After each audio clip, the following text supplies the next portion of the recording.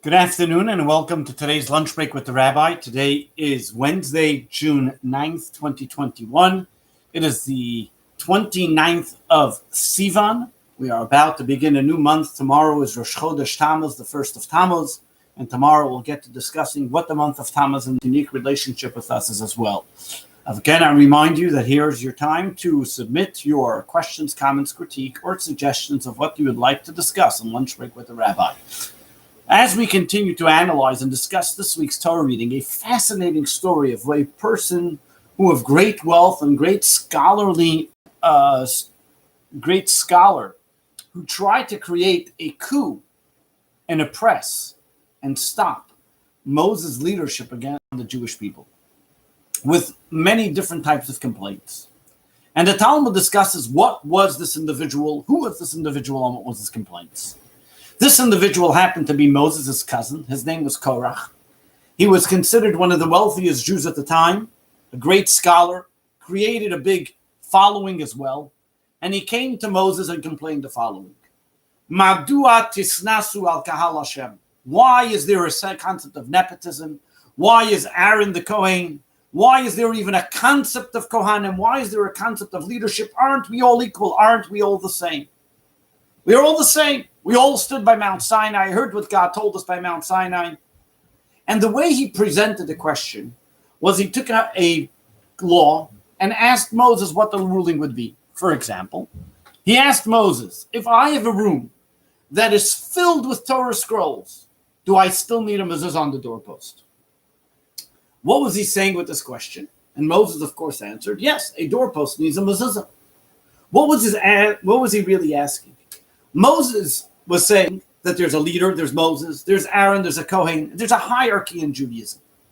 There's a concept there are people that are dedicated to holiness, and then there are those that they support those that are dedicated to holiness. Korach came along and said, what do you mean people dedicated to holiness? We're all holy regardless of what we do. In fact, because we all do mitzvot, regardless of our intentions, main thing is the action, and because the action is important, we all do the action, and therefore, we're all equal.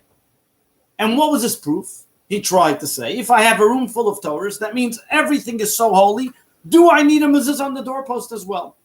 Moses comes along and says, yes, you need a mezuzah on the doorpost. Even though you have an entire room of holiness, you still need a mezuzah on the doorpost. What was Moses telling Korach? What was God's response to the concept of aren't we all holy? When we talk about aren't we all holy, there's a certain type of admission to say, you know what, I'm good the way I am. There's no reason for me to energize, perfect, or change any aspect of my life. I'm holy. I'm good. I heard God from Mount Sinai. I was born a Jew. There's nothing else I have to do to improve. Why should I even look to see what can I do better? Where can I do better? And so on and so forth. Comes the Torah and says, no, you may be a complete Torah scroll.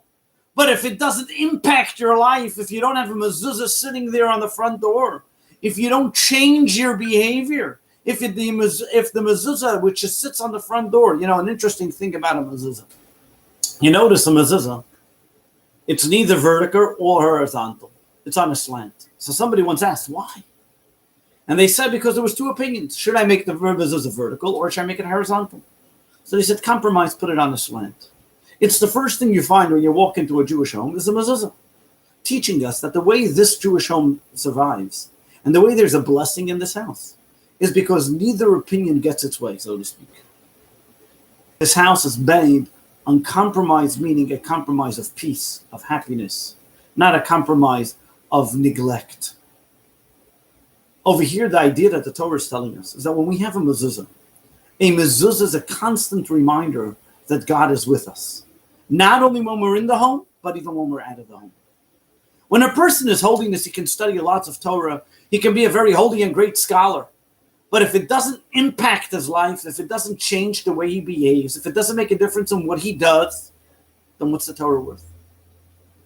A Torah without a mezuzah is meaningless. In order for the Torah to be effective, you need to have a mezuzah that has to impact the way you go while you study the Torah and even when you're not studying the Torah. And this was Moses telling Korach, you say you're all equal. You just want to be a Torah scroll.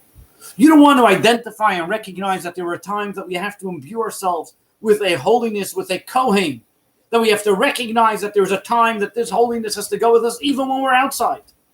We have to remember that there's a Kohen, there's a holy scroll. There's a concept that we have to constantly remember and remind ourselves of God's holiness wherever we go. And this, what Korach was missing, which caused him to make this coup, to come up with this oppression, to come up with this desire, to try to gather people around and to come against Moshe. Moshe was a humble person. Moshe explained and understood the concepts and the teachings of the Torah. The hierarchy was not to be able to propagate himself and to promote himself and make himself greater than the people. But it was there as a constant reminder, teaching the Jewish people that regardless of what we do and where we go, God is always with us. The mezuzah is that reminder.